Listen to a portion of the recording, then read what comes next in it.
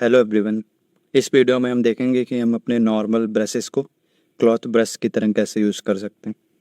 तो उसके लिए हमको यहाँ ब्रश टैब में जाना होगा, और अगर आप यहाँ इलास्टिसिटी पे आएंगे तो इसके अंदर आपको यहाँ सिमुलेशन इटरेशंस का एक स्लाइडर मिलेगा। तो इस स्लाइडर को आप जितना कम या जितना ज़्यादा रखेंगे उसी हिसाब से हमारा सेलेक्टेड ब्रश डायनेमिक्स की प्रॉपर्टीज़ को यूज़ करेगा। तो अभी मैंने मूव ब्रश पे इस स्लाइडर को 100 पे रखा है।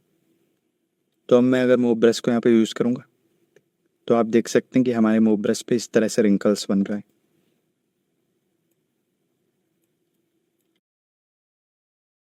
तो बेसिकली अगर आप सिमुलेशन इटरेशंस के स्लाइडर को किसी भी ब्रश पे बढ़ाएंगे तो आपका वो ब्रश डायनेमिक्स की प्रॉपर्टीज़ को यूज़ करने लगेगा।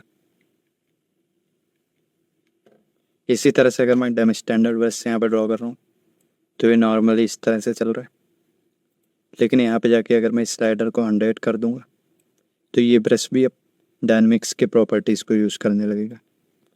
तो ये इस तरह से रिंकल्स बनाने लगा है। इसी तरह से अगर मैं क्ले बिल्डर ब्रश भी लूँगा और यहाँ पे भी सिमुलेशन इटरेशंस को बढ़ा दूंगा तो ये भी क्लॉथ की तरह इफेक्ट देगा। और अगर मैं किसी भी ब्रश को सेलेक्ट करके यहाँ पे सेटिंग्स को चेंज करूँगा तो इन सेटिंग्स का इफेक्ट हमारे ब्रश पे भी पड़ेगा। फॉर एग्जांपल अब आप यहाँ पे देख सकते हैं कि हमारा मूव ब्रश इस तरह के रिंकल्स देने लगा है, और मैं इस सेटिंग को जितना ज़्यादा बढ़ाऊँगा उतने ही इफेक्ट हमारे ब्रश पे भी पड़ेगा।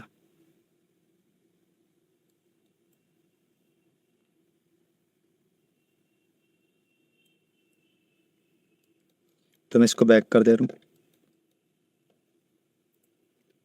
और इस वैल्यू को मैं फिर से चेंज कर रहा हूँ। तो बेसिकली यहाँ पे आप जो भी सेटिंग्स चेंज करेंगे तो उन सेटिंग्स का इफेक्ट हमारे उन सभी ब्रशेस पे पड़ेगा जिन पे हमने यहाँ पे सिमुलेशन इटरेशंस को बढ़ा रखा है।